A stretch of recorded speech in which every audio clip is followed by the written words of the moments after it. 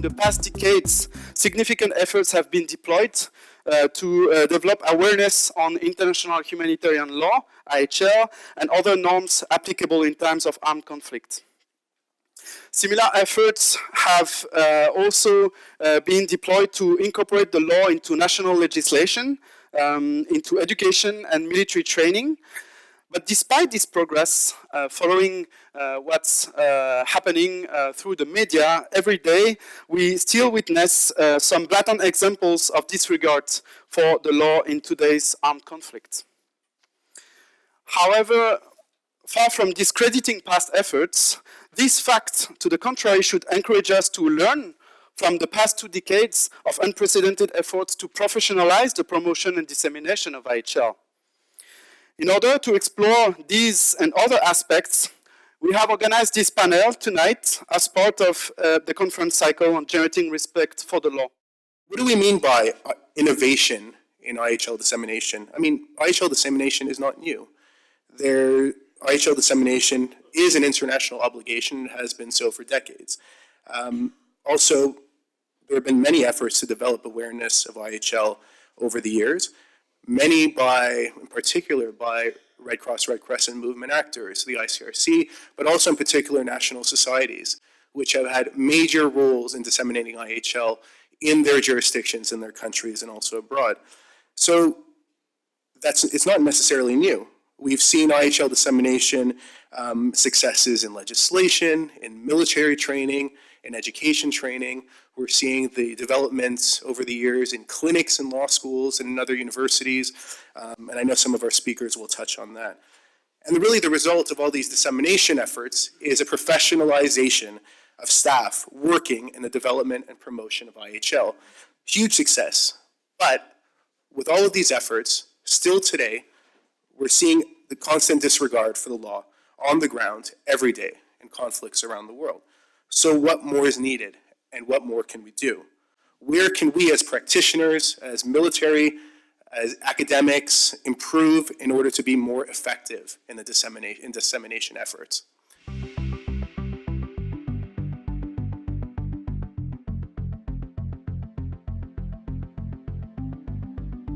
First thing to say is that, as you know well, ignorance is no excuse in international law, in law in general.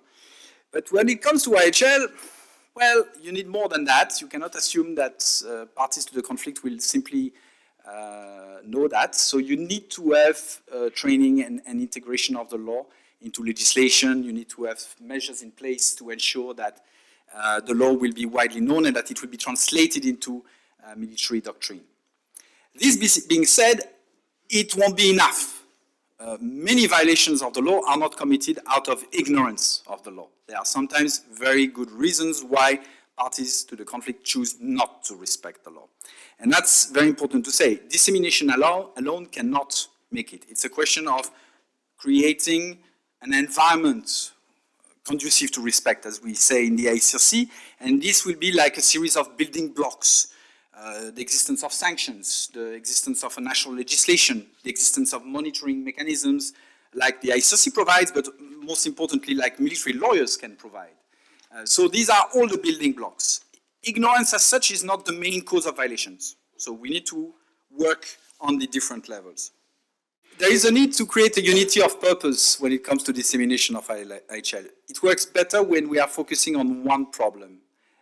And that's very important. What we have learned so far is that, you know, talking about the law in general is one thing, but we have been focusing on certain issues like sexual violence or the prevention of torture. And this, I think, is the most promising way. We need also to create a unity of purpose among the different actors. When I was at the Jean-Pictet Competition, there were actually very few actors involved in dissemination of IHL. Now you have more actors, especially primary actors who have armed forces which took it seriously. And I think we need to work together. We need to now start thinking in terms also of collaboration between actors. Coordination has been a very, very important theme of the past 2 decades among humanitarian actors in the field of assistance or protection, but not in the field of dissemination of the law. So I think it's time also we take into account the fact that there are so many people and also so many trained people. There is a professionalization, and I think you've been contributing a lot to it. And this professionalization should also make us share the lessons of dissemination to avoid the mistakes of the past. We are also looking at harnessing the digital evolution or revolution. And for many years, we've been focusing mostly on putting online our products, but the idea now is to develop new products which would be specifically adapted to the online audience. So I want to show you an example among many. What you see is the use of video games technology to bridge this gap between the classroom dissemination and the field training. And so we'll discuss that with Chad later on as well.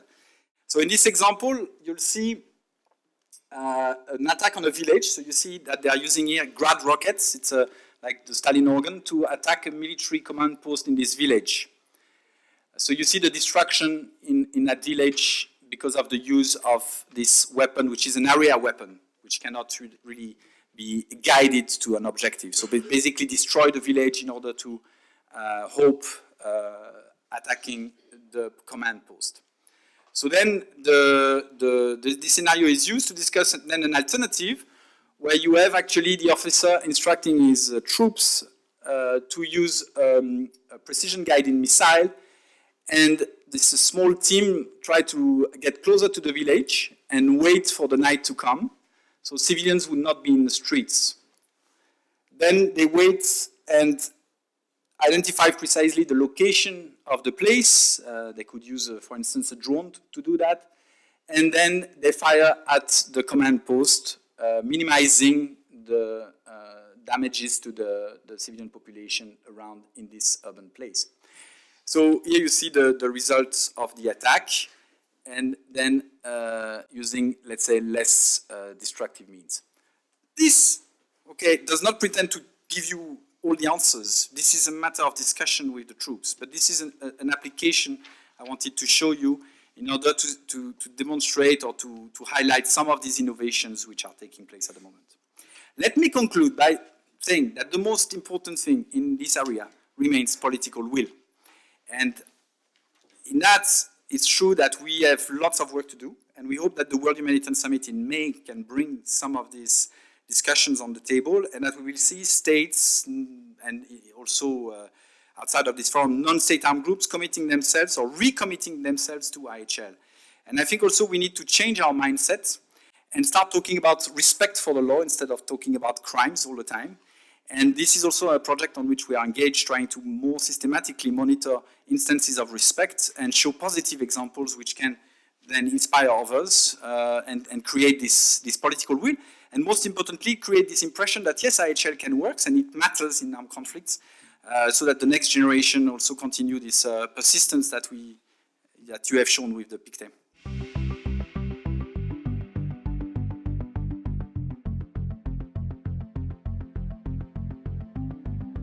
Education involves more than just knowing the rules. In all professional militaries, regular IHL education dissemination is a regular part of training of its forces. However, rather than focusing strictly on a knowledge test, modern IHL education is delivered through fairly complex scenario-based computer simulations. Yours has better graphics, I'll point out, requiring not only knowledge, but judgment.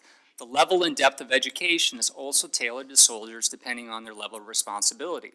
For example, a platoon leader, someone in charge of infantrymen, would not only receive the rules, but would also take lessons in classes in leadership, so that when that officer or that senior enlisted is in charge of soldiers, and that moment comes where the rules are clear, but the decision to not follow the rules may be difficult, there is that fortitude to make the right choice. Modern IHL education is far more experiential.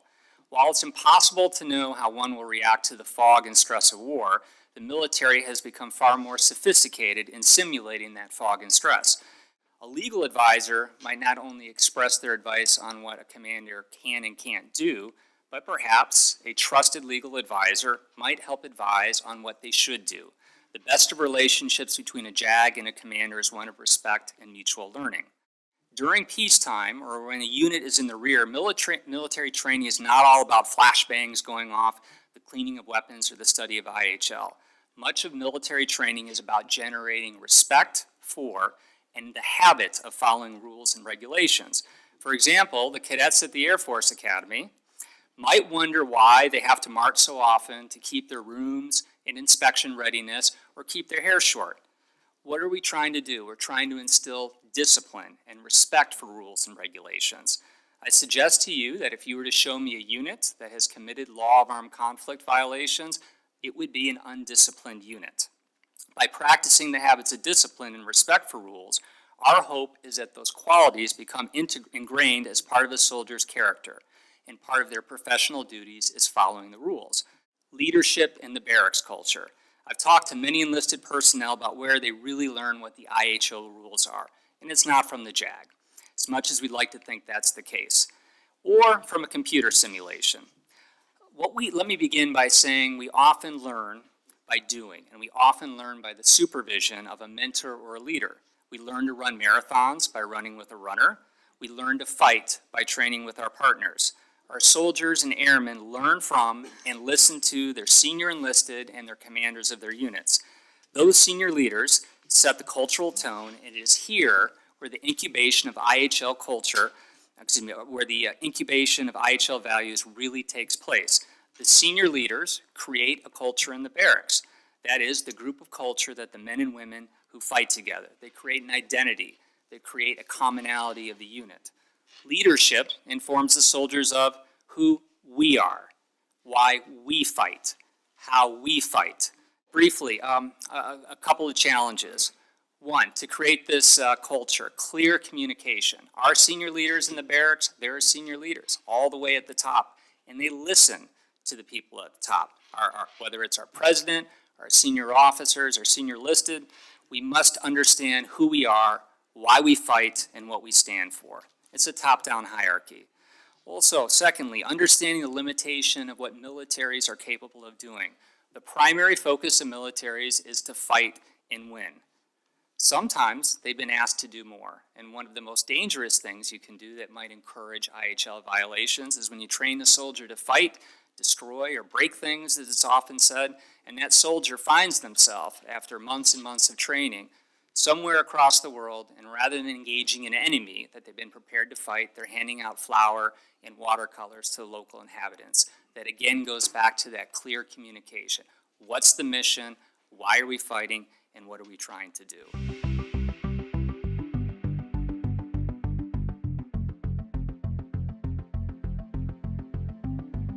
The first challenge is to teach IHL. When I arrived at Laval University, there was a course entitled International Human Rights Law and IHL. And the content of the course depends very much on the person who is in charge of it. The professor that gave this course before me basically gave 10 lessons about human rights law and then 2 or 3 lessons about IHL at the end of the year. And obviously, when I arrived and when I was assigned to this course, I decided to divide the course into 2 parts, one of human rights law and the second one about IHL. And in parallel, I militated a lot in order to have a comprehensive course of IHL. And I'm lucky, or very persuasive, I don't know. The dean did agree, and today at Laval we have a course of IHL at the master degree. When you manage to have a class of IHL, other challenges arise. So my second challenge here is the challenge to keep IHL real when you teach it in a class at the university. I strongly believe that this body of law cannot be taught without having in mind its purpose, that is, to alleviate the suffering of people affected by war. This is useless, I think, to teach the norms only. There is a need to make the students aware that the application of the norms in context of armed conflicts must be adapted to the interlocutors and to the evolution of the situation. I'm not saying that IHL should be let aside in the field, but the way to apply IHL must often be adapted to the context. This is obvious for all those who work or have worked in the field, but this is a real challenge for those who teach IHL. Not all professors are former ICRC delegates or former deputy heads of the legal division like Marco Sassoli, nor have they a lot of opportunities to do their sabbatical in conflict zones in order to confront what they teach with the reality. As a professor, you do not necessarily have close friends that work at the ICRC or for NGOs active in the field, or even a husband who work for them. And to me, this is a real challenge. It's easy to study the provision, but as soon as you speak with people who have experienced the field, you see how important it is to have a practical approach of IHL.